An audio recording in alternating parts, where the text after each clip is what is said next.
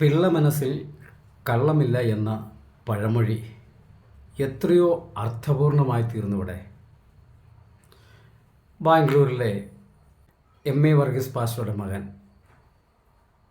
യാതൊരു കളങ്കവുമില്ലാതെ, യാതൊരു മറയുമില്ലാതെ എല്ലാം തുറന്ന് സമ്മതിച്ച ഒരു വേദി മലയാളികൾ ഉള്ള ദേശത്തെല്ലാം അതെന്താണെന്ന് എത്തിക്കഴിഞ്ഞു. ഞാൻ ഈ വേറിട്ട ചിന്തകളെന്നുള്ള ഈ ചാനൽ വേദവചന പഠന ക്ലാസ്സുകൾക്ക് മാത്രം ഉപയോഗിക്കുന്നതും വിശേഷാൽ വചനത്തെ വളച്ചൊടിച്ചു ദുരുപദേശമായി പഠിപ്പിച്ച് ദൈവജനങ്ങളെ ചതിക്കുഴിയിലേക്ക് നയിക്കുന്നവരുടെ പൊള്ളത്തരമായ ഉപദേശങ്ങളെ വചനങ്ങളുടെ അടിസ്ഥാനത്തിലൂടെ തെളിയിച്ച് ജനങ്ങളെ ആ ദുരുപദേശ പടുകുഴിയിൽ നിന്നും വലിച്ചു കയറ്റുന്ന ഒരു തീവ്രമായ യജ്ഞമാണ് ഈ വേറിട്ട ചിന്തയിലൂടെ നടത്തിക്കൊണ്ടിരിക്കുന്നത്.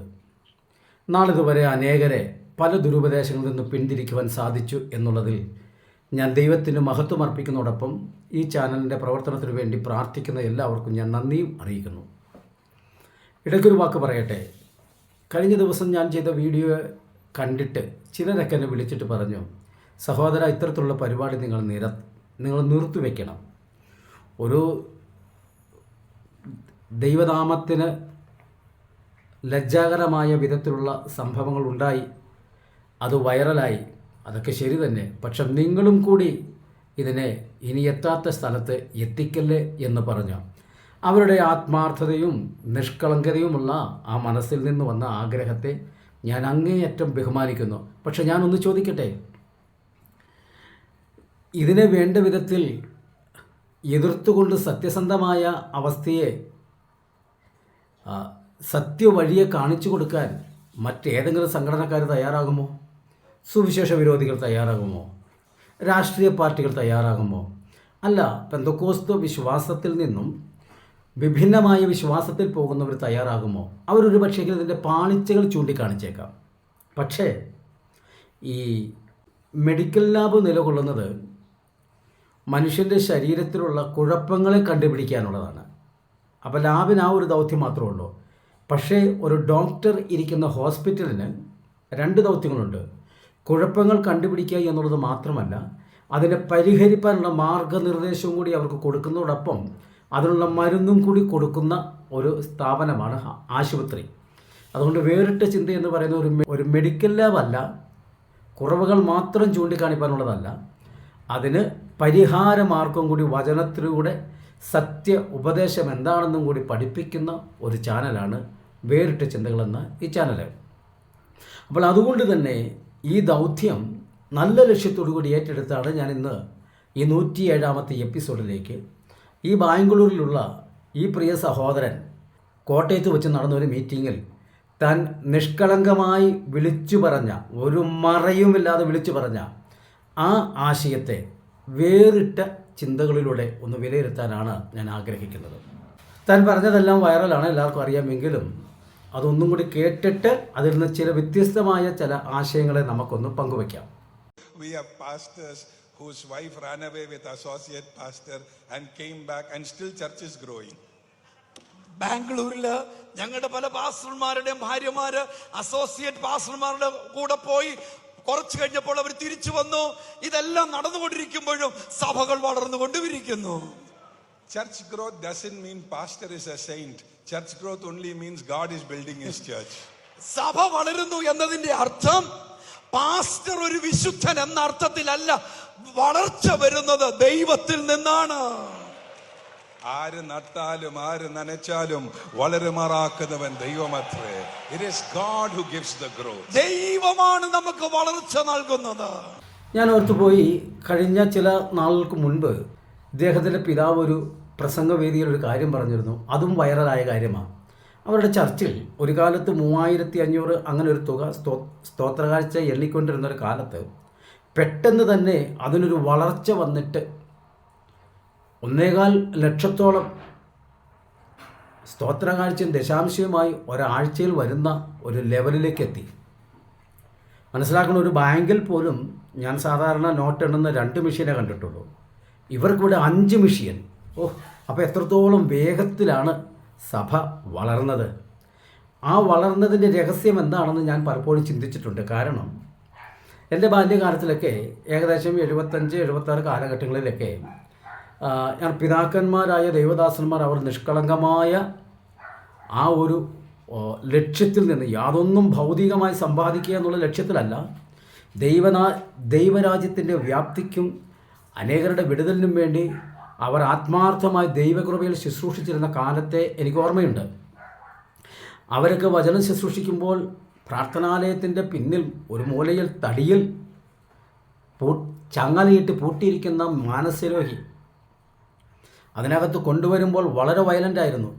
പക്ഷേ അവർ ആത്മാവിൽ വചനം ശുശ്രൂഷിച്ച് ആത്മനിറവോടെ അവർ കടന്നു ചെന്ന് യേശുവിൻ്റെ നാമത്തിൽ ഞാൻ നിന്നെ സ്വതന്ത്രയാക്കി വിടുന്നു എന്ന് പറഞ്ഞപ്പോൾ ആ സ്ത്രീയെ ആ ചങ്ങലിൽ നിന്ന് അഴിച്ചുവിട്ട് അവർ വന്നിരുന്ന് വളരെ സുബോധത്തോടുകൂടി കൈയടിച്ച് പാട്ടുപാടി ദൈവത്തെ ആരാധിച്ചത് കണ്ട ഒരു വ്യക്തി എന്ന നിലയിൽ അത്രത്തോളം ദൈവകൃപയുടെ വ്യാപാരവും ദൈവപ്രവൃത്തിയും വെളിപ്പെട്ടിരുന്ന കാലത്ത് ഇന്നത്തെ പോലെ അഴിയട്ടെ പൊട്ടട്ടെ എന്ന് പറയുകയല്ല, അഴിച്ചു വിടുന്നത് കണ്ണാലെ കണ്ട ഒരു സംഭവം. എന്നിട്ട് പോലും ഇതുപോലെ സഭ വളരുന്നില്ല. മനസ്സിലാക്കണം. എന്നെ വളരെ ചിന്തിപ്പിച്ചൊരു കാര്യമാണ്. അപ്പോൾ ഇവിടെ ഈ ബാംഗ്ലൂരിലുള്ള ഇദ്ദേഹത്തിൻ്റെ സഭ എങ്ങനെയാണ് അതിശീഘ്രം വളർന്നത് എന്നുള്ളതിൻ്റെ ആ സത്യം പുള്ളി വിളിച്ചു പറയുന്നു. എത്ര നിഷ്കളങ്കമായ ഒരു മുഖമാണ്, ഒരു ചിരിയാണ്. അതൊന്ന് കണ്ടു നോക്കിക്കേ. Pastor, and came back and still church is growing. കണ്ടോ, പിള്ള മനസ്സിൽ കള്ളമില്ല. അത് താൻ തുറന്നു പറഞ്ഞിട്ടൊരു ചിരി ചിരിക്കുന്ന കണ്ടോ, എത്ര നിഷ്കളങ്കമായ ഒരു ചിരിയാണ്. പക്ഷേ ഇദ്ദേഹം പറയുന്നൊരു കാര്യമുണ്ട്, സഭയുടെ വളർച്ചയ്ക്ക് പാസ്റ്ററുടെ വിശുദ്ധി അതിന് കാരണമല്ല എന്ന്. അപ്പോൾ പിന്നെ സഭയുടെ വളർച്ചയുടെ പിന്നിൽ എന്തായിരിക്കാം? ഞാൻ ചിന്തിച്ചപ്പോൾ എനിക്ക് മനസ്സിലാക്കാൻ പറ്റിയ 3 കാര്യങ്ങളുണ്ട്. ഒന്ന്, ചില ദൈവമക്കൾ അവർ യാതൊന്നും നോക്കാതെ, ശുശ്രൂഷകരെയോ നടത്തിപ്പുകാരെയോ ഒന്നും നോക്കാതെ അവരറിഞ്ഞ ദൈവത്തെ ആത്മാർത്ഥമായി സ്നേഹിച്ച് നിഷ്കളങ്കമായി അവർ ദൈവത്തെ സ്നേഹിച്ച് ആരാധിക്കുന്നത് കൊണ്ട് അവരുടെ കയ്യിലുള്ളൊരു വീതം അവരവിടെ കൊടുക്കുന്നു. അവർ മനുഷ്യരെ കണ്ടിട്ടല്ല കേട്ടോ, ആര് മേടിച്ചാലും എന്ത് കാണിച്ചാലും ഒരു പ്രതിഫലം എനിക്കുണ്ട് എന്നുള്ള വിശ്വാസത്താൽ ചെയ്യുന്നവർ. രണ്ടാമതൊരു കൂട്ടരുണ്ട്, വേറും പൊട്ടന്മാർ. എന്നാ കണ്ടാലും എന്നാ കേട്ടാലും ഇതിലൊന്ന് നോക്കിക്കേ. വളരുമാറാക്കുന്നവൻ ദൈവമത്രേ.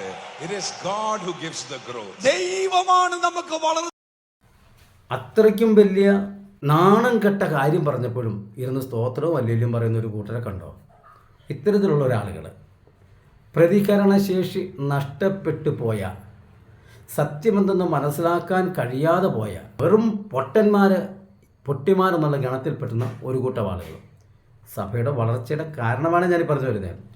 മൂന്നാമതൊരു കൂട്ടം ആളുകളുണ്ട്, ഗതികേട് കൊണ്ട് സഭ മാറി മാറി മടുത്തു, ഇനി എന്തായാലും വേണ്ടില്ല, എവിടെ ചെന്നാലും അവസ്ഥ ഇത് തന്നെയാണെന്നും പറഞ്ഞ് അതിനകത്ത് നിൽക്കുന്ന ഒരു കൂട്ടം ആളുകൾ. ഈ 3 കൂട്ടരാണ് സഭയുടെ വളർച്ചയ്ക്ക് കാരണം. അതല്ലാതെ ഇദ്ദേഹം പറഞ്ഞല്ലോ സഭയുടെ പാസ്റ്ററുടെ വിശുദ്ധിയൊന്നും അതിന് കാരണമല്ല. അയ്യോ, ഒരു പ്രാവശ്യമെങ്കിലും ദൈവവചനം വായിച്ച് ധ്യാനിച്ചിരുന്നുവെങ്കിൽ എൻ്റെ സഹോദര, ഇത്തരത്തിലുള്ള വിഡ്ഢിത്തരമൊക്കെ ഈ പബ്ലിക്കിൽ വിളിച്ച് പറയുമായിരുന്നു. പാപമെന്തെന്നറിയാത്ത പരിശുദ്ധനായവൻ തൻ്റെ രക്തം ക്രൂശിൽ ചിന്തി താൻ വില കൊടുത്തു വാങ്ങിയ തൻ്റെ മണവാട്ടിയാകുന്ന സഭ, എഫേസ്യർക്ക് എഴുതിയ ലേഖനത്തിൽ പറയുമ്പോൾ കറ, ചുളുക്കം, വാട്ടം, മാലിന്യമൊന്നുമില്ലാതെ വിശുദ്ധയും നിഷ്കളങ്കവുമായി വചനത്തോടു കൂടിയ സ്നാനത്താൽ ശുദ്ധീകരിച്ചു വെടിപ്പാക്കിയ ഒരു വിശുദ്ധ ഗണം, അവർക്ക് ആഹാരം കൊടുക്കുന്ന, ആത്മീയ ആഹാരം കൊടുത്ത് നടത്തുന്ന അവരുടെ വിശുദ്ധി ഒന്നും വിഷയമല്ല. ഞാൻ ചോദിക്കട്ടെ സഹോദര, താങ്കൾക്ക് ഇഷ്ടപ്പെട്ട ഏറ്റവും നല്ല ഇഷ്ടപ്പെട്ട ഒരു പലഹാരം നെയ്യപ്പമാണെന്ന് ഞാൻ ഊഹിച്ചുകൊണ്ട് പറയുകയാണ്. സപ്പോസ് നെയ്യപ്പം താങ്കൾക്ക് വലിയ ഇഷ്ടമാണ്. അത് വൃത്തികെട്ട കൈകൊണ്ട്, കഴുകാത്ത കൈകൊണ്ട് അല്ല, ഞാൻ പറയുന്നത് ക്ഷമിക്കണം, ഒരു കുഷ്ഠരോഗിയായ ഒരു വ്യക്തി അതെടുത്ത് താങ്കളുടെ കയ്യിൽ തന്നെ വാങ്ങിച്ച് ഭക്ഷിക്കുമോ താങ്കൾ? ഒരിക്കലും ഭക്ഷിക്കത്തില്ല. അപ്പോൾ അങ്ങനെയെങ്കിൽ വചനമെന്ന നിർമ്മലമായ പാല് കൊടുക്കുന്നവൻ്റെ വിശുദ്ധി സഭയ്ക്ക് ബാധകമല്ല എന്ന് പറഞ്ഞാൽ താങ്കൾക്കൊക്കെ പറ്റിയ കുഴപ്പമെന്ന് അറിയാവോ? സുവിശേഷ വേലയുടെ ത്യാഗമെന്തെന്ന് അറിഞ്ഞിട്ടില്ല. അതാണ് പറ്റിയത്. 5 മെഷീൻ ഇരുന്നല്ലേ ഞായറാഴ്ച എണ്ണി വാരി കൂട്ടുന്നേ. പിന്നെ ലാവിഷായിട്ട് ദൂർത്തടിച്ച് ജീവിക്കുന്നതിൽ എന്താ കുഴപ്പം? പിന്നെ എന്ത് പിച്ചും പേയ വിളിച്ച് പറയാൻ പാടില്ലാത്തേ? ഞാനും ചോദിക്കട്ടെ, അദ്ദേഹം പിന്നെ കാഴ്ചപ്പാടില്ലാത്തതിൻ്റെ പറഞ്ഞു. ഈ ട്രാൻസ്ലേറ്റ് ചെയ്യാൻ നിന്ന് ആ പുള്ളി, ക്ഷമിക്കണം പുള്ളി എന്ന് പറയുന്നത്, നിങ്ങളൊരു പക്ഷേ എങ്കിൽ പാസ്റ്റർ എന്നായിരിക്കും വിളിക്കുന്നത്. ഓക്കെ, ഇദ്ദേഹത്തിൻ്റെ ഈ കാഴ്ചപ്പാട് ഇതിലേ പോയി. അദ്ദേഹം പറഞ്ഞു ആ ഒരു നാണം കെട്ട യാതൊരു ആത്മീയതയും കലരാത്ത ഒരാശയം താൻ വിളിച്ച് പറഞ്ഞപ്പോൾ ഇംഗ്ലീഷ് അറിയാവുന്നവർക്ക് മനസ്സിലായി. ഇംഗ്ലീഷ് അറിയാൻ പാടില്ലാത്തവർക്കത് മനസ്സിലായില്ലോ. അതും കൂടി മനസ്സിലാക്കി കൊടുത്ത് താങ്കൾ എന്ത് തർജ്ജമക്കാരനാണ്? എന്ത് കൂലിക്ക് വന്ന് ചെയ്തതാണോ അതോ സുവിശേഷ വേലക്കാരനാണോ? താങ്കൾക്കെങ്കിലും ഒന്ന് മറച്ചു വെച്ചായിരുന്നെങ്കിൽ കുറേ മലയാളികൾക്കെങ്കിലും വല്ല വിദ്യാഭ്യാസമൊന്നുമില്ലാത്ത മലയാളികൾക്ക് അത് മനസ്സിലാക്കാതെ പോകുമായിരുന്നുമല്ലോ. എന്നാൽ ഇവിടെ ഞാൻ വലിയൊരു യാഥാർത്ഥ്യം പറയാം. തിരുവചനത്തോടുള്ള ബന്ധത്തിൽ 2 കാര്യങ്ങൾ ഈ വിഷയത്തോടുള്ള ബന്ധത്തിൽ നിന്ന് വിലയിരുത്തുവാൻ ഞാൻ ആഗ്രഹിക്കുന്നു. ഉൽപ്പത്തി പുസ്തകം 7-ാം അധ്യായത്തിൽ നമ്മൾ വായിക്കുന്നത് നോഹയ്ക്ക് ദൈവം പെട്ടകമുണ്ടാക്കുവാനുള്ള നിർദ്ദേശം കൊടുക്കുന്നു. 6-ാം അധ്യായത്തിൻ്റെ ലാസ്റ്റും 7-ാം അധ്യായത്തിൻ്റെ പ്രാരംഭത്തിലേക്കും. 1, പെട്ടകം പണിയുമ്പോൾ അതിൻ്റെ നീളം, വീതി, ഉയരം, എത്ര തട്ടുകൾ വേണം എന്നിത്യാദി കാര്യങ്ങളും, അതിൻ്റെ വാതിൽ എവിടെയായിരിക്കണം, എത്ര മുഴം താഴെയായിരിക്കണം എന്നുള്ള കൃത്യമായ വിവരണം ഒരു ചിത്രം തന്നെ നോഹയ്ക്ക് ദൈവം വെളിപ്പെടുത്തി കൊടുക്കുന്നു.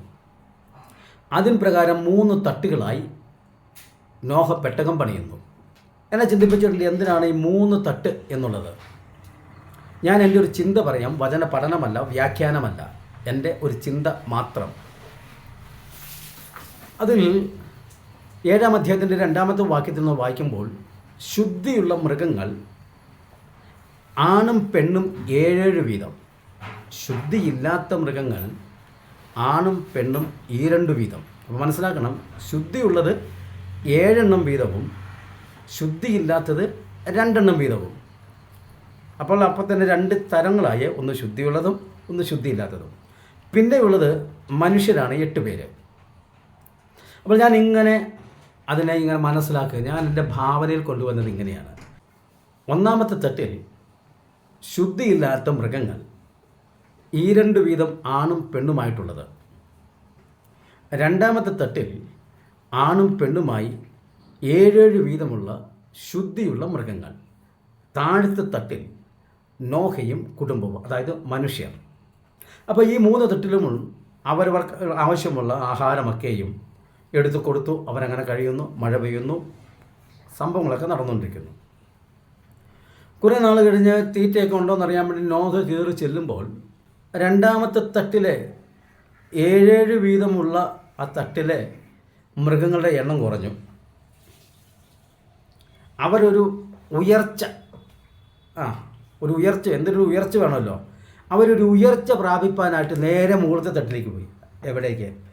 ആണും പെണ്ണുമായി 2 വീതമുള്ള ശുദ്ധിയില്ലാത്ത ആ കൂട്ടത്തിലേക്ക് പോയി. നോഹ കയറി ചെന്നപ്പോൾ താഴത്തെ സഭയിലെ ആളുകളുടെ എണ്ണം കുറഞ്ഞു. മുകളിലത്തെ സഭ പെട്ടെന്ന് അങ്ങോട്ട് പെരുകി. മനസ്സിലാക്കിയല്ലോ, പെട്ടെന്ന് അങ്ങോട്ട് പെരുകി. അപ്പോൾ നോഹയ്ക്ക് കാര്യം മനസ്സിലായി. വെറുതെയല്ല ദൈവം ഇവിടെ 7 വീതം ഈ ശുദ്ധിയുള്ള മൃഗങ്ങളെ വെച്ചിട്ട് മുകളിൽ ശുദ്ധി ഇല്ലാത്തത് വെച്ച് 2 വീതം വെച്ച് എൻ്റെ കാര്യം മനസ്സിലായി. ഒന്നും കൂടി വ്യക്തമായി പറഞ്ഞാൽ, ജലപ്രളയം കഴിഞ്ഞു. വാതിൽ പുറത്ത് വന്നപ്പോൾ നോഹ ദൈവത്തോട് സംശയം ചോദിക്കുക. ദൈവമേ, എനിക്കൊരു സംശയമുണ്ട്.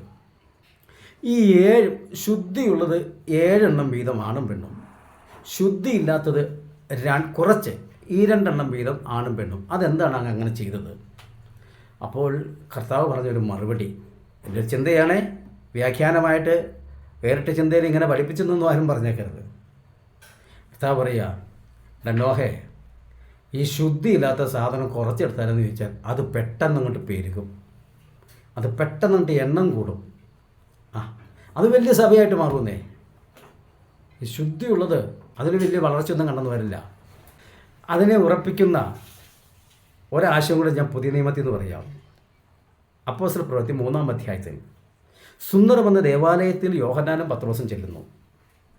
അവിടെ സ്ഥിരമായിരുന്ന് ഭിക്ഷ യാചിക്കുന്ന ആ യാചകൻ നോക്കിയപ്പോൾ ഇതാ രണ്ടുപേര് വരുന്നു. കണ്ടിട്ട് ദാനധർമ്മങ്ങളൊക്കെ ധാരാളമായി ചെയ്യുന്നതാണെന്ന് തോന്നുന്നു. അപ്പോൾ വലിയൊരു പ്രതീക്ഷയോടുകൂടി അവരുടെ മുഖത്തേക്ക് നോക്കി. അവർ ചോദിച്ചു, നീ ഞങ്ങളെ ഉറ്റുനോക്കുന്നത് എന്ത്? പത്രോസിൻ്റെ മറുപടി, വെള്ളിയും പൊന്നും ഞങ്ങൾക്കില്ല. അപ്പം തന്നെ ഈ യാചകൻ കൈ കാണിച്ചിട്ട് പറഞ്ഞു, നിർത്ത്, 2-3 ദൂത് അങ്ങോട്ട് പറയാനുണ്ട്. ഒന്ന്, നിങ്ങളുടെ സഭ ഒരു ചെറിയ സഭയല്ലേ? പത്രോസ് ഇവൻ എങ്ങനെ മനസ്സിലാക്കി? ആളുകൾ വളരെ കുറവല്ലേ? ഉള്ളവരെല്ലാം പാവങ്ങളല്ലേ? ദരിദ്ര ജനങ്ങളല്ലേ? അപ്പോൾ ഇവർക്ക് സംശയം. യോഹന്നാൻ പത്രോസോട് ചോദിച്ചു, അല്ല പത്രോസേ, ഇവൻ നമ്മുടെ പള്ളിയിൽ വന്നിട്ടുണ്ടോ? അപ്പം ഞങ്ങൾക്ക് വേണ്ടി കണ്ടുപരിചയമൊന്നുമില്ലല്ലോ. ഉടനെ ചോദിച്ചു, നിനക്ക് വല്ല വെളിപ്പാടുണ്ടോ? ഈ മുടന്തനോട് ചോദിച്ചു, വെളിപ്പാടൊന്നുമില്ല. പിന്നെ എങ്ങനെയാണ് നീ കൃത്യം കാര്യം പറഞ്ഞത്? യാചകൻ്റെ മറുപടി കേട്ടണം. വെള്ളിയും പൊന്നും ഇല്ല എന്ന് പറഞ്ഞപ്പോൾ സംഭവം മനസ്സിലായി, സഭ ചെറുതാന്ന്. അതൊന്ന് അനുവദിച്ചു കൊടുത്താൽ ആഴ്ചയിൽ ഇല്ലെങ്കിൽ മാസത്തിൽ ഒരിക്കലെങ്കിലും ചർച്ചിൻ്റെ എക്സ്റ്റൻഷൻ നടത്തേണ്ടി വരും, പൊളിച്ചു പണിയേണ്ടി വരും, നീട്ടിക്കൊണ്ട് പോകേണ്ടി വരും. അതുകൊണ്ടാണ് മുടന്തം പറഞ്ഞത്, എനിക്ക് വെളിപ്പാടൊന്നും ഉണ്ടായിട്ടല്ല, വെള്ളിയും പൊന്നും ഇല്ലേ, ഇല്ലെങ്കിൽ സഭ ചെറുതായിരിക്കും. മനസ്സിലാക്കണം. ഈ 2 വചനത്തിൻ്റെ ഞാൻ മനസ്സിലാക്കിയ ഒരു ചിന്തയാണ് നിങ്ങളുമായിട്ട് പങ്കുവച്ചത്. ഇപ്പോൾ ബാംഗ്ലൂർ തങ്ങളുടെ സഭയുടെ വളർച്ചയുടെ കാര്യം ഇദ്ദേഹം പറഞ്ഞു. ഇത് ഞാൻ ഇദ്ദേഹത്തോട് സംശയം ചോദിക്കട്ടെ, സഹോദരൻ, താങ്കൾ അവിടുത്തെ മെയിൻ പാസ്റ്ററാണോ അതോ അസോസിയേറ്റ് പാസ്റ്ററാണോ? അല്ല, ഞാനത് ഒന്ന് വിലയിരുത്താൻ വേണ്ടി ചോദിച്ചെന്നേ ഉള്ളൂ. മെയിൻ പാസ്റ്റർ ആണെങ്കിൽ ആരാ കറങ്ങാൻ പോയെന്ന് മനസ്സിലായി. അല്ല, അസോസിയേറ്റ് പാസ്റ്റർ ആണെങ്കിൽ ആരാണ് കറക്കിക്കൊണ്ട് പോയെന്ന് മനസ്സിലായി. അതിനുവേണ്ടി ഒന്ന് ചോദിച്ചെന്നുള്ളൂ കേട്ടോ. ഏതായാലും സത്യസന്ധമായ കാര്യം പറഞ്ഞല്ലോ. ഇനി ഞാൻ പറയാൻ ആഗ്രഹിക്കുന്നത് ഇദ്ദേഹത്തോടല്ല. കാരണം ഇദ്ദേഹത്തിന് പറ്റിയ പണിയൊന്നുമല്ല ഇത്. അപ്പൻ അങ്ങനെ ചെയ്തതുകൊണ്ട് അത് നല്ലൊരു മാർഗമാണ്, കോടികൾ സമ്പാദിക്കാൻ പറ്റിയ മാർഗമാണ്. കാരണം പുരോഗമനം വേണമല്ലോ. മകൻ്റെ കാലമാകുമ്പോൾ ഒരു 10 മെഷീനെങ്കിലും നോട്ട് എണ്ണുന്നത് ചർച്ചിനകത്ത് വേണമല്ലോ. അപ്പോൾ അതുകൊണ്ട് ഇത് നല്ലൊരു മാർഗമാണെന്ന് കരുതിയിട്ട് ഇറങ്ങിത്തിരിച്ച ഒരു വ്യക്തിയാകുമ്പോൾ ഇത്രയൊക്കെ പറഞ്ഞതിൽ വളരെ സന്തോഷം. എങ്കിൽ ആ സത്യസന്ധമായി പറഞ്ഞതിൽ എനിക്ക് ഒത്തിരി അഭിമാനം തോന്നുന്നുണ്ട് താങ്കളോട്. പക്ഷേ എനിക്ക് പറയാനുള്ളത്, ഇവിടെ വലിയ മെഗാ ക്രൂസേഡുകളും കൺവെൻഷനുകളും വിടുതൽ മീറ്റിങ്ങൊക്കെ നടത്തിയിട്ട് നിങ്ങൾ പ്രസംഗിക്കാനായിട്ട് ആളെ അന്വേഷിച്ച് നടക്കുന്നത് ഏതൊരു ടൗണിൽ നിന്നും മെഗാ ചർച്ചിലെ പാസ്റ്റർമാരല്ലേ? അല്ലേ? ഏതൊരു സ്ഥലത്ത് ചെന്നാലും ആ ടൗണിലെ മെഗാ ചർച്ചിലെ പാസ്റ്റർക്ക് അവിടെ രാജസിംഹാസന തുല്യമായ ഒരു സ്ഥാനം അവിടെയുണ്ട്. അതിൻ്റെ കാരണം എന്താ? കൃപ കണ്ടിട്ടോ പണം കണ്ടിട്ടോ? നിങ്ങൾ ഗൗരവമായി മനസ്സിലാക്കേണ്ട ഒരു കാര്യമാണ് ഈ പറഞ്ഞു വരുന്നത്. ഞാനൊരു പാട്ടിൻ്റെ ഒരു ഭാഗം ഒന്ന് കേൾപ്പിക്കാം. പേരിനും പെരുമയ്ക്കും ക്രൂസൈഡ് വെച്ചിട്ട് സ്വന്തം ചിലവിൽ ഫ്ലെക്സിൽ ഫോട്ടോ നിരത്തും. പേരിനും പെരുമയ്ക്കും ക്രൂസൈഡ് വെച്ചിട്ട് സ്വന്തം ചിലവിൽ ഫ്ലെക്സിൽ ഫോട്ടോ നിരത്തും. 3-4 കൊല്ലം തുടർച്ചയായി യോഗം വച്ചാൽ ദേശാധിപതി എന്നൊരു പേരവർ നേടും. ആത്മാവിൻ ഫലങ്ങളിൽ ജാടയുണ്ടോ? സംഭവം മനസ്സിലായല്ലോ. എങ്ങനെയെങ്കിലും തുടക്കകാലത്ത് തട്ടിക്കുട്ടി അവിടെ പറഞ്ഞ് ഇവിടെ പറഞ്ഞ് പിരിവ് മേടിച്ചൊരു കൺവെൻഷൻ വയ്ക്കും. അതിങ്ങനെ തുടർച്ചയായിട്ട് നടത്തിക്കൊണ്ട് പോരും. എന്നിട്ട് അതിനകത്ത് ഒരു ഫോട്ടോയും വെച്ച് കുറേ വർഷങ്ങൾ നടത്തി കഴിയുമ്പോൾ താൻ സ്വയം പ്രഖ്യാപിത ദേശാധിപതിയായി മാറുക, ആ ദേശത്തിൻ്റെ അധിപതി. പിന്നെ അവിടെ ഒരു സുവിശേഷ പരിപാടി നടത്തണമെങ്കിൽ ഈ ദേശാധിപതി അതിൻ്റെ മുൻപന്തി കാരണം കണ്ടിരിക്കണം. മനസ്സിലാക്കണം. അങ്ങനെ താൻ വന്ന് അവിടുത്തെ മെഗാ ചർച്ചായി മാറുന്നു. അപ്പോൾ ഈ മെഗാ ചർച്ചിലെ പാസ്റ്റർമാർക്ക് പ്രത്യേക ഒരു ബഹുമാനം സമൂഹം കൊടുക്കുന്നുണ്ട് എന്നുള്ള ആ വ്യാജമായ അല്ലെങ്കിൽ ആ തെറ്റായ നടപടിയെ ചൂഷണം ചെയ്ത് വലിയ ആൾ കളിക്കാൻ എല്ലാവരും മെഗാ ചർച്ചുകൾ ഉണ്ടാക്കാനാണ് ശ്രമിക്കുന്നത്. ഇത് സകല നാട്ടിലുണ്ട്, ഈ പറയുന്ന എൻ്റെ നാട്ടിലുണ്ടെന്ന് കരുതുക. ഒരു സഭയിലെ കുറേ വിശ്വാസികളുടെ നടപ്പ് ശരിയല്ല എന്ന് കണ്ട് വ്യക്തമായ ഉപദേശം കൊടുത്തപ്പോൾ കൂട്ടത്തോടെ അടുത്ത സഭയിലേക്ക് ചെന്നു. അവിടെ താൻ മെഗാ ചർച്ചാക്കി മാറ്റി.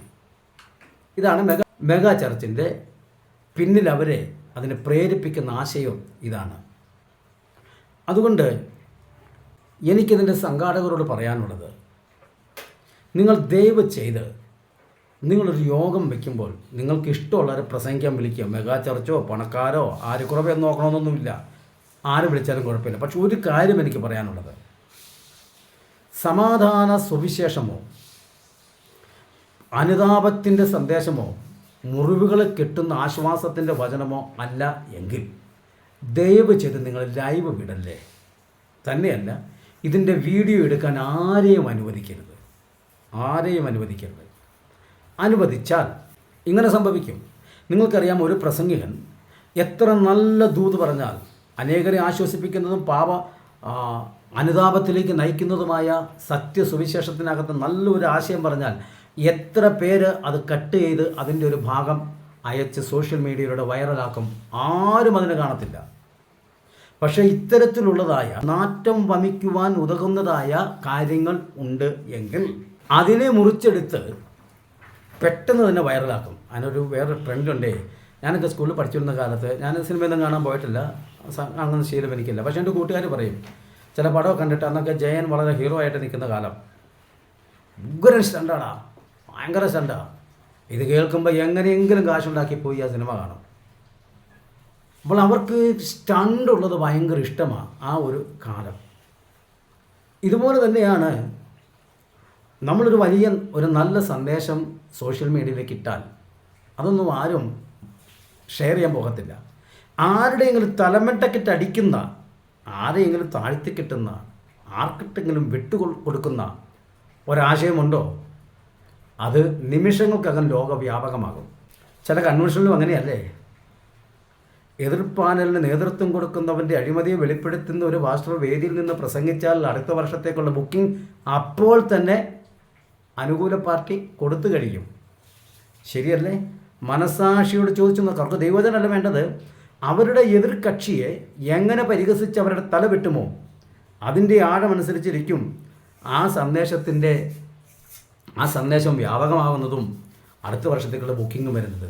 എത്ര ലജ്ജാകരമായ കാര്യങ്ങളാണ് ആത്മീയ ലോകത്തിൽ നടക്കുന്നത്. അപ്പം ഞാൻ പറഞ്ഞു വന്നത്, നിങ്ങൾ ദയവ് ചെയ്ത് ഒരു പാപിയുടെ മാനസാന്തരത്തിനോ അല്ലെങ്കിൽ തകർക്കപ്പെട്ടിരിക്കുന്നവർക്ക് ഒരു ആശ്വാസം നൽകുന്നതോ അല്ലാത്ത വിധത്തിലുള്ളതായ സന്ദേശങ്ങൾ നിങ്ങളത് ലൈവ് ഇടാനോ സോഷ്യൽ മീഡിയയിലൂടെ അത് വ്യാപകമാക്കുവാനോ ശ്രമിക്കാതിരിക്കുക. ഇത്തരത്തിലുള്ള പരിപാടികൾ ഞാനോ അല്ലെങ്കിൽ എന്നെപ്പോലുള്ള ലക്ഷ്യത്തിൽ, ഞാൻ പറഞ്ഞല്ലോ, ഞാൻ കുറ്റം പറയാൻ വേണ്ടി മാത്രം ഇരിക്കുന്നതല്ല, അതിനുള്ള പരിഹാരവും കൂടി പറയും. അപ്പോൾ അതുകൊണ്ട് ഇത്തരത്തിലുള്ളതായ കാര്യങ്ങൾ ഞാൻ ചെയ്യുമ്പോൾ എൻ്റെ ചാനൽ സ്ഥിരമായിട്ട് കേൾക്കുന്നവർ എനിക്ക് ചില അഭിപ്രായങ്ങളൊക്കെ ആ സ്നേഹാത്മാവിൽ എനിക്ക് നിർദ്ദേശം തന്നിട്ടുണ്ട്, ഇത്തരത്തിലുള്ള കാര്യങ്ങൾ ചെയ്യരുതെന്ന്. പക്ഷേ എനിക്ക് ഈ നേതൃത്വം കൊടുക്കുന്നൊരു കാര്യം പറയാനുള്ളത്, ഞാൻ താമസിക്കുന്ന അടിമാലി, ഇവിടെ മലയോര പ്രദേശമാണ്. ഞങ്ങളുടെ മുകളിൽ വീടിൻ്റെ പുറകിൽ വലിയൊരു മലയുണ്ട്. ആ മലയിൽ പണ്ട് കാലത്തൊക്കെ ഈ നാട്ടുകാർ കാട്ടിലേക്ക് പോത്തിനെ കയറ്റി വിടും. പോത്തിനെ കയറ്റി വിട്ടാൽ ചിലപ്പോൾ ഒരു പോത്തുംകുട്ടിയെ കയറ്റി വിട്ടാൽ 1.5 വർഷമോ 1 വർഷമൊക്കെ കഴിഞ്ഞിട്ട് അവരതിനെ തിരിച്ചു കൊണ്ടുവരാൻ ചിലപ്പോൾ വലിയൊരു പോത്തിനായിരിക്കും. അവിടെ വളർന്നോളും, അവിടെ തന്നെ വെള്ളമുണ്ട്. അപ്പോൾ ഇടയ്ക്കിടയ്ക്കൊക്കെ ഇവരിതിൻ്റെ ക്ഷേമാന്വേഷണത്തിൽ പോകും. അപ്പോൾ ഇത് കയറ് ഊരി വിട്ടതുകൊണ്ട് പോത്തിങ്ങനെ കാട്ടിലൂടെ സഞ്ചരിച്ച് നടക്കും.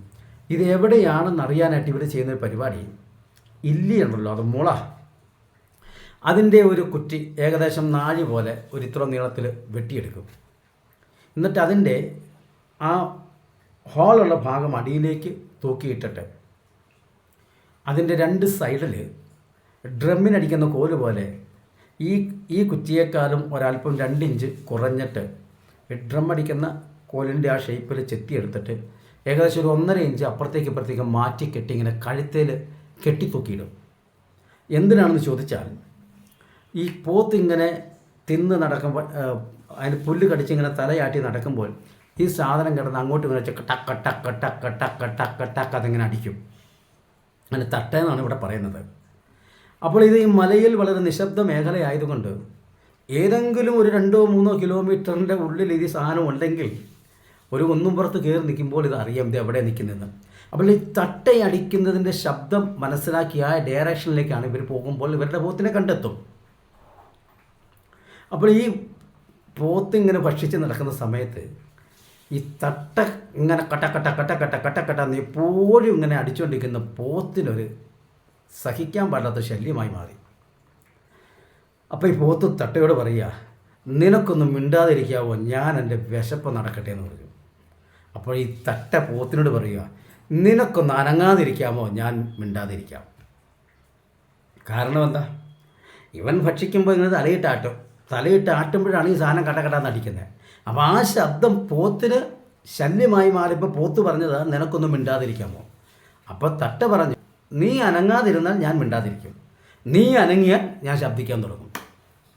അപ്പോൾ ഈ പറഞ്ഞതിൻ്റെ താല്പര്യത്തിലേ ഉള്ളൂ, നിങ്ങൾ ഈ നേതൃത്വം കൊടുക്കുന്നവരും ഈ ക്രൂസൈഡ് നടത്തുന്നവരും ഇത്തരത്തിലുള്ളതായ ഈ പണം കണ്ട്, പണ്ട് ഈ രാജഭരണകാലത്ത് ഒരു രാജാവ് മരിച്ചാൽ ആ രാജകുടുംബത്തിലുള്ള മകൻ അത് വീണ്ടും രാജാവായി വരുന്നത് പോലെ അപ്പൻ പണ്ടങ്ങാണ്ട് ശുശ്രൂഷിച്ചു എന്നുള്ള കാരണത്താൽ ഈ യാതൊരു കാഴ്ചപ്പാടുമില്ല, വെളിവുമില്ല, ബൈബിളും കണ്ടിട്ടില്ല, ബൈബിളും വായിച്ചിട്ടില്ലാത്തവനെയൊക്കെ പിടിച്ച് വേദി കൊടുക്കുന്നവരോടാണ് ഞാനീ പറയുന്നത്.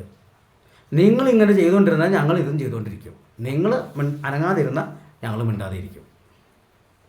അപ്പോൾ അതുകൊണ്ട് ഇതിനെയൊക്കെ വിലയിരുത്തി ചിന്തിക്കാൻ കഴിവുള്ളവർക്കൊക്കെ ചില കാര്യങ്ങൾ പറഞ്ഞു കൊടുക്കുന്ന ഞങ്ങളെപ്പോലെ ഉള്ളവരോടൊക്കെ പരിപാടി നിർത്താൻ പറയുന്നതിനേക്കാൾ നല്ലത്, ഞങ്ങളുടെ ശബ്ദം അടക്കാൻ പറയുന്നതിനേക്കാൾ നല്ലത്, നിങ്ങൾ അനങ്ങാതിരുന്നാൽ ഞങ്ങൾ മിണ്ടാതിരിക്കും, നിങ്ങൾ അനങ്ങിയാൽ ഞങ്ങൾ മിണ്ടും. അതുകൊണ്ടൊന്ന് പറയട്ടെ, ഇതേ കൺവെൻഷൻ സീസൺ വരാൻ പോകുന്നു. നിങ്ങൾക്ക് വല്ല ദൈവകൃപയുള്ളവരെയൊക്കെ ശുശ്രൂഷയ്ക്ക് വിളിക്കുക. ഈ യോഗത്തിലേക്ക് അഴിയട്ടെ പൊട്ടട്ടെ എന്നൊക്കെ പറഞ്ഞ് എന്തിനാണ് ഈ മിറക്കളൊക്കെ നടന്നില്ലയോ? ഇതൊക്കെ ഈ ലൈവ് വിടുന്നതിൻ്റെ ഉദ്ദേശം എന്താ? സത്യം പറയട്ടെ, നിങ്ങൾക്ക് യേശുവിൻ്റെ നാമത്തിൽ യാതൊരു വിശ്വാസമില്ലാത്തത് കൊണ്ടല്ലേ? അല്ലേ? ഒരു കുട്ടിക്ക് വിശപ്പടങ്ങാനുള്ള ആഹാരം എത്രമാത്രമാണെന്നുള്ള കാര്യം അമ്മയ്ക്ക് ഒരുവിധം അറിയാം. അത് അമ്മ വിളമ്പി കൊടുത്തേച്ച് വിശപ്പ് മാറിയ മോനെ എന്ന് ചോദിച്ചാൽ അതിൻ്റെ അർത്ഥം എന്നും വിളമ്പി കൊടുക്കുന്നതിനേക്കാൾ അളവ് അല്പം കുറഞ്ഞു പോയി എന്നല്ലേ എൻ്റെ അർത്ഥം. സമൃദ്ധിയായി കൊടുത്തിട്ടുണ്ടെങ്കിൽ വിശപ്പ് മാറിയോ മോനെന്ന് ചോദിക്കേണ്ട കാര്യമൊന്നുമില്ല. കയറി പിടിച്ചു പോരാ, സഹോദരി വന്ന് നടുവേദന ഇട്ട് വാ പ്രാർത്ഥിക്കാം, വന്നു പ്രാർത്ഥിച്ചു മാറിയോ? എൻ്റെ പൊന്ന് ദൈവദാസനെ, ഇത് മാറുമോ ഇല്ലയോ എന്നുള്ള സംശയത്തോടു കൂടിയാണ് നിങ്ങൾ പ്രാർത്ഥിച്ചത്. നിങ്ങളുടെ മേലുള്ള അഭിഷേകവും നിങ്ങളുടെ ദൈവം വ്യക്തമായി അവർക്ക് ഇന്ന് വിടുതലാണെന്ന് ദൈവാത്മാവ് പറഞ്ഞെങ്കിൽ അത് വേണേ കയറി ഇന്ന് വിടുതലാന്ന് ഈ ലോട്ടറിക്കാരൻ നാളെ എന്ന് പറയും, ദൈവദാസന്മാർ ഇപ്പോൾ എന്ന് പറയും. അത്ര വ്യത്യാസമുള്ളൂ. എന്നും വിടുതല. കഴിഞ്ഞ ദിവസം ഒരാളെന്നെ വിളിച്ചിട്ട് ചോദിച്ചു, 7 ദിവസത്തെ പരിപാടിയാണ്, ആദ്യത്തെ ദിവസം പറഞ്ഞ് ഇന്ന് എല്ലാവർക്കും വിടുതല, അഴിഞ്ഞു പൊട്ടി, ഞാൻ ആത്മാവിൽ കണ്ടു പൊട്ടി അഴിഞ്ഞു. പിറ്റേ ദിവസം ശുശ്രൂഷയ്ക്ക് വന്ന ആൾ പറയുക, എല്ലാ ബന്ധുവും ഇന്ന് പൊട്ടുകയാണ്, അഴിയുകയാണ്, ഞാൻ ആത്മാവിൽ കാണുന്നു, അതേ പൊട്ടി, എല്ലാവരും ഫ്രീ ആകുന്നു. 3-ാമത്തെ ദിവസവും ഇത് തന്നെ പറയുന്നു. 4-ാമത്തെ ദിവസം കഴിഞ്ഞപ്പോൾ ഒരാളെന്നെ വിളിച്ചിട്ട് ചോദിച്ചു, ദൈവദാസനെ ഇന്നതുപോലെ ഞങ്ങൾക്ക് ഓൺലൈനിൽ ഒരു പ്രാർത്ഥനയുണ്ട്, വരുന്നവർ 7 ദിവസത്തെ പ്രാർത്ഥനയായിരുന്നു, വരുന്നവർ ഇത് പൊട്ടട്ടെ അഴിയട്ടെ എന്ന് പറയുന്നത്. ഇതിന് ആദ്യത്തെ ദിവസം പൊട്ടിയെങ്കിൽ പിന്നെ 2-ാമത്തെ ദിവസം എന്തുമായി പൊട്ടാനിരിക്കുന്നത്? സംഭവം മനസ്സിലായോ? അപ്പോൾ ഇതിൻ്റെയൊക്കെ കാരണം എന്ന് പറഞ്ഞാൽ, ഈ കുമളിൽ വെച്ച് ഒരു പ്രശസ്തനായ ഒരു ദൈവദാസൻ പ്രസംഗം കഴിഞ്ഞിട്ട് രോഗികൾക്ക് വേണ്ടി പ്രാർത്ഥിച്ച് ഒരു സഹോദരി വിളിച്ചിട്ട് ചോദിച്ചു, സഹോദരി നിങ്ങളുടെ നടുവേദന മാറിയില്ലേ എന്ന് ചോദിച്ചു. അന്നേരം പറയും, എനിക്ക് ചെറിയൊരു നടുവേദന ഉണ്ടായിരുന്നുള്ളൂ, ഇപ്പോൾ അത് വലിയ വേദനയായിട്ട് മാറിയെന്ന്. നോക്കിക്കേ, മുഖത്തടിച്ച പോലെ പറഞ്ഞില്ലേ. അപ്പോൾ അതുകൊണ്ട് തന്നെ ഈ പരിപാടിയൊക്കെ നിർത്ത്. യേശുവിൻ്റെ നാമത്തിൽ അസാധ്യമായതൊന്നുമില്ല. ഈ അത്ഭുതം എന്ന് പറയുന്നതും അടയാളം എന്ന് പറയുന്നതും ആശയത്തിൽ കാര്യമൊന്നു തന്നെയാണെങ്കിലും വീക്ഷണത്തിൽ ഇത് രണ്ടും രണ്ടാണ്. ദൈവം അനുവദിച്ചാൽ അതിനെക്കുറിച്ചൊരു സ്റ്റഡി ക്ലാസ്സിലാണ് ഞാൻ ആഗ്രഹിക്കുന്നുണ്ട്. അപ്പോൾ ഈ യേശുവിൻ്റെ നാമത്തിൽ അത്ഭുതമുണ്ട് എന്ന് നിങ്ങൾക്ക് വിശ്വാസമില്ലാത്തത് കൊണ്ടാണ് ഇത് മാറിയെന്ന് നിങ്ങൾ ചോദിക്കുന്നത്. ഞാനൊരു കാര്യം പറയാം. നിങ്ങളുടെ വീട്ടിലൊരു പൂച്ചയെ വളർത്തുന്നു. ആ പൂച്ച മലയാളം സംസാരിച്ചു. ഇത് ആ വീട്ടിലെ മോനാണ് കേട്ടത്. വീട്ടിൽ വേറെ ആരുമില്ല. മോൻ പറഞ്ഞു, വീട്ടിലുള്ള ചേച്ചി വന്നപ്പോൾ, ചേച്ചി നമ്മുടെ പൂച്ച മലയാളം സംസാരിച്ചു. ഭയങ്കര അത്ഭുതമായിട്ടാണ് അവൻ പറയുന്നത്. ചേച്ചി നേരോ? ഉടനെ കുറച്ച് നേരം കഴിഞ്ഞപ്പോൾ ചേച്ചിയും അനുജനും പോയി നിന്നു.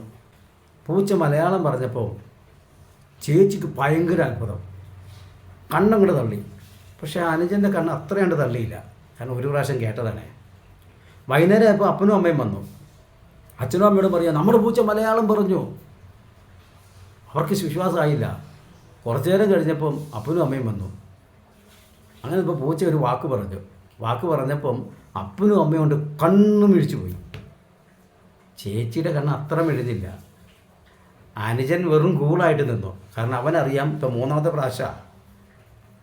ഇത് കേട്ടുകൊണ്ട് അയൽവക്കംകാർ വന്നു.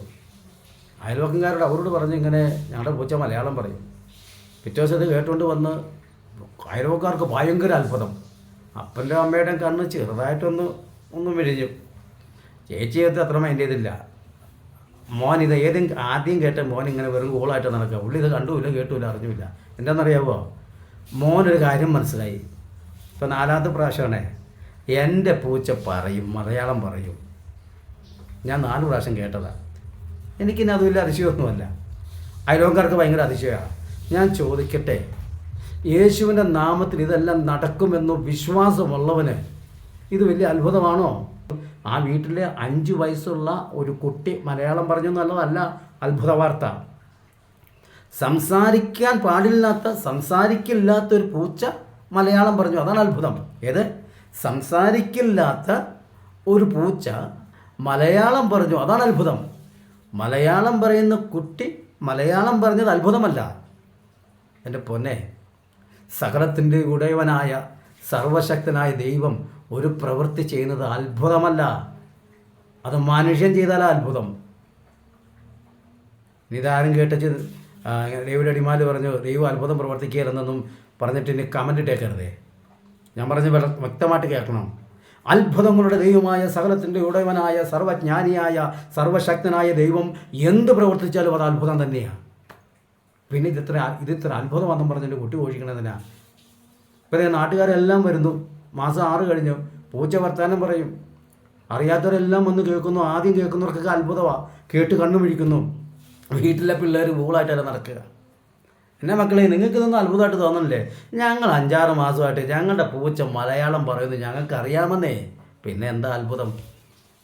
കണ്ടോ, ഈ അത്ഭുതം പറഞ്ഞ് നടക്കുന്ന ദേവദാസന്മാരോട് പറയട്ടെ, നിങ്ങൾക്ക് ഇപ്പോഴാണ് മനസ്സിലായ യേശുവിൻ്റെ നാമത്തിൽ ഇതൊക്കെ നടക്കുന്ന? യേശു ആരാന്ന് ഇപ്പോഴും മനസ്സിലായല്ലേ? ഞാൻ അധികം വലിച്ചു നീട്ടിക്കൊണ്ട് പോകുന്നില്ല. എനിക്ക് പറയാനുള്ളത്, ഈ സമൂഹത്തോട്, ഈ മെഗാ ചർച്ച് രൂപീകരിക്കാൻ നടക്കുന്നവർ കൺവെൻഷൻ വെച്ചിട്ട് മെഗാ ചർച്ചിലെ ആൾക്കാരെയും പണമുള്ളവനെയും നോക്കി ഏതെല്ലാം രാജ്യത്തോടെ പോയെന്ന ലിസ്റ്റ് നോക്കി പ്രസംഗിക്കാൻ വിളിക്കാതെ ദൈവകൃപയുള്ളവരെ വിളിച്ച് അവസരം കൊടുക്കുന്നതാണ് നല്ലതെന്നൊരു അഭിപ്രായം ഞാൻ പറയുന്നു. അതൊക്കെ നിങ്ങളുടെ ഇഷ്ടം. പക്ഷെ ദയവ് ചെയ്ത് ഇത്തരത്തിലുള്ള പരിപാടികളൊക്കെ ലൈവ് വിടല്ലേ. വെറുതെ ദൈവനാമം ദൂഷിക്കല്ലേ. പറഞ്ഞത് കേട്ടോ, ദൈവം വളർത്തുമാറാക്കുന്നത് സഭയിലെ പാസ്റ്ററുടെ വിശുദ്ധി നോക്കിയൊന്നുമല്ലെന്ന്. എന്ന് പറഞ്ഞാൽ ഇനി അവരുടെ ദൈവം ഏതാണെന്ന് എനിക്കറിയേണ്ടത്. ഈ അളിഞ്ഞതിലേക്കൊക്കെ ഇറങ്ങി വന്ന് വളർത്തുന്ന ദൈവം ആരാണെന്ന് എനിക്കറിയേണ്ടത്. അത് സഹോദരൻ ഇത് കേൾക്കുകയാണെങ്കിൽ ഇത് പറഞ്ഞു തരണേ. വിശുദ്ധ ബൈബിളിൽ കാണുന്ന ദൈവം പരിശുദ്ധനായ ദൈവമാണ്. അവനോടെ ഇറങ്ങി വരത്തില്ല. പുറപ്പാട് പുസ്തകത്തിൽ ഒന്ന് വായിക്കേ. എനിക്ക് നിങ്ങളോട് ഇടപെടേണ്ടതിന്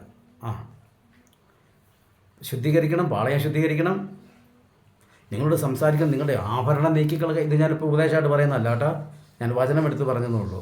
ആഭരണത്തിൻ്റെ കാര്യം പറഞ്ഞ് ആരും എന്നോട് ചോദ്യം ചോദിക്കാൻ വരണ്ട. അങ്ങനെ ഉണ്ടെങ്കിൽ ഞാൻ അതിനെക്കുറിച്ച് ക്ലാസ് ഇടാം. ദൈവം എന്നെ പഠിപ്പിച്ച കാര്യം ഞാൻ പറയാം.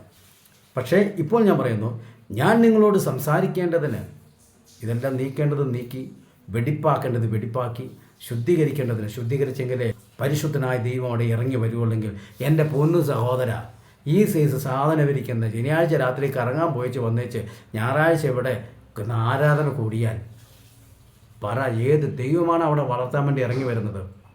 മനസ്സിലായി കാണുമല്ലോ. ഞാൻ എൻ്റെ വാക്കുകൾ ചുരുക്കുന്നു. ഇതാർക്കും വേദനയായി മാറുമൊന്നും വേണ്ട.